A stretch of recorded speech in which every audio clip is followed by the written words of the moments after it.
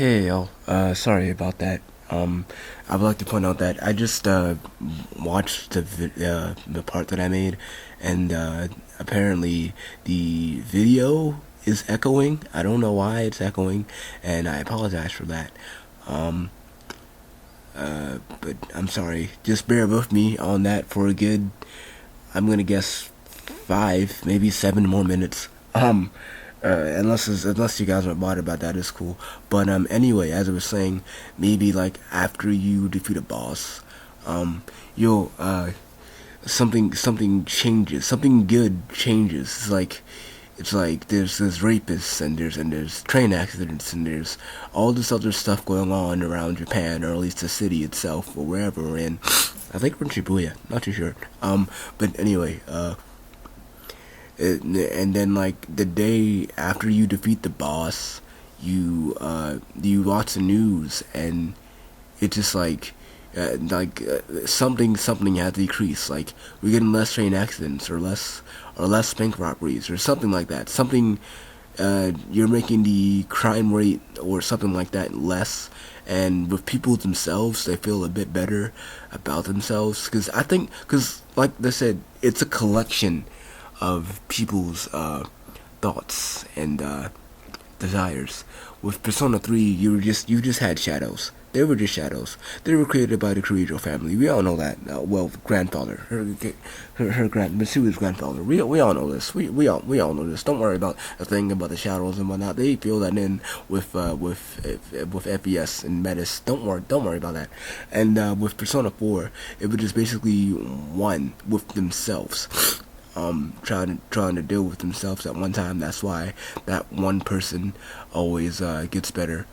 But with Persona 3, with the apathy syndrome, that was lessened the day after you defeated a masked shadow. I guess you should say. One of the 12, they lessened every time you defeated them, but at the same time, when you go towards another one, when it's getting close to another full moon, it increases even more. So that was kind of weird. But anyway, yeah, something like that has to happen with Persona 5. I'm not saying that it really makes sense. I'm just saying that seems like how it looks to me. Something about crime is going to decrease after you do this, as well as people in general will feel better about themselves. Something like that. Because, like I said, what you basically are is vigilantes. What I say is that we're inverse Batman. Inverse Batman. Batman, Robin, Batgirl. We got a Bat right there, Batcat. um, yeah. But anyway, you see these right here, these stuff here. With Persona 3, the nothing really changed. Just that the atmosphere of the screen, of the surrounding, just feels odd in Persona 3 when you go into Tartarus. And then with Persona 4, it was the fog itself. You just know that things are weird because of the fog. But with Persona 5, you now have this. Whatever this is. I'm sorry, but in animes, usually they mean that you're in a dream. So, something tells me that, basically when you go in here, it's not the fact that you're dreaming. I think it's probably because you're going inside of people's dreams. With, Persona 4, things looked how the character themselves wanted it to be. A best example I can give is with Naoto. She loved all these old detective sci-fi shows and cartoons and whatnot, and that's why when you go in there, it looks sort of like an underground lab and all the other stuff. It's pretty cool. But with this, it's the fact that you're dreaming. Just possibly is not necessarily dreaming, but I'm trying to say something, can't figure out what it is. But yeah, it's probably has to do with something like that. And the day after, you go ahead and help them out, and everything is better with that thing. But that's all I'm going to say for now. I'm rambling too much. Let's go ahead and continue on with the trailer. Again, sorry about the echoing there. It is I, Zora. Okay, so sorry to pause it again, but this right here, I saw two analysis for this trailer, and that was good enough for me. But they didn't point this out. Before I looked up JhoneAwesome's analysis on it, and he went on to point out about the little dream type aura stuff that was on the side over there. But all he thought was just this and nothing else about it. Now, if you've seen the second trailer, no, not the second trailer. This trailer right here is the fifth trailer. It's the fifth trailer. Teasers do count. This is the fifth trailer, and before the stuff that happened back during the summer, after E3, that was the fourth one. Third one was the first official one that came out in February.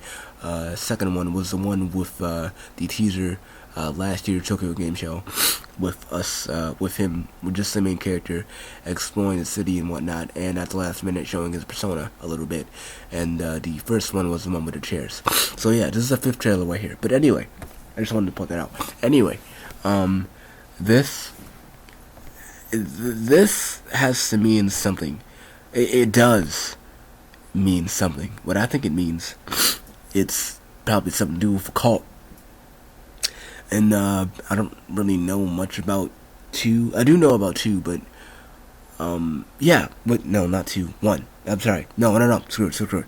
All of the original 3 games, Persona 1, and then 2, Innocent Sin, and then 2, Eternal Punishment, they all dealt with cults, but mainly focused on cults with 2, Eternal Punishment, from what I've played.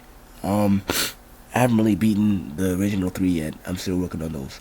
But from what I'm seeing, the cult plays a predominant role in Eternal Punishment. But anyway, we were dealing with cults in those games, and I think they're doing that again with this game. Remember, we're fighting demons, not shadows. We're fighting demons, and people are actually turning into demons. If you actually seen this trailer, then you know people are actually turning into demons. But like I said, if you remember the fourth trailer that came out over the summer after E3, you saw these people, these men that were wearing masks of hearts, and you saw the Phantom. He was taking off their, or at least trying to attempt to take off their mask. And yeah, and you saw them turn into demons as well. So that really impacts the fact that we're dealing with cults again, man. It's freaking crazy. With all this stuff, take your heart out, man. Take your heart out. Oh my gosh. But I think that this is the cult's insignia right here. And they'll probably give us more detail on that later. So yeah, just wanted to point that out. This might have something to do with the cult. So yeah, more on that later.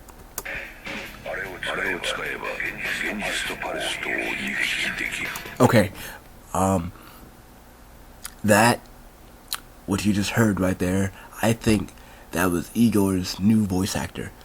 Because of what he said. He explained to us that we can travel around the palace. No one really tells you anything about what's going on, except for Igor and someone who is well versed in whatever the heck we're doing. And the only people that were doing that is with Persona 3, it was Mitsuru and Akihiko, and Mitsuru was the one who mainly showed you all the stuff. And Persona 4, it was Teddy. Teddy was the one who didn't necessarily show you all the stuff, but showed you about what the world was supposed to be like and whatnot. But other than that, Igor is the main one who helps you. I can definitely tell you that that's going to be Igor's new voice actor, no matter how deep he sounds. It's actually pretty weird, but it's fine. Rest in peace, old Japanese voice actor, bro. I'm sorry that I don't know his name, but still. Yeah, let's continue on with this. You'll see what I mean later on.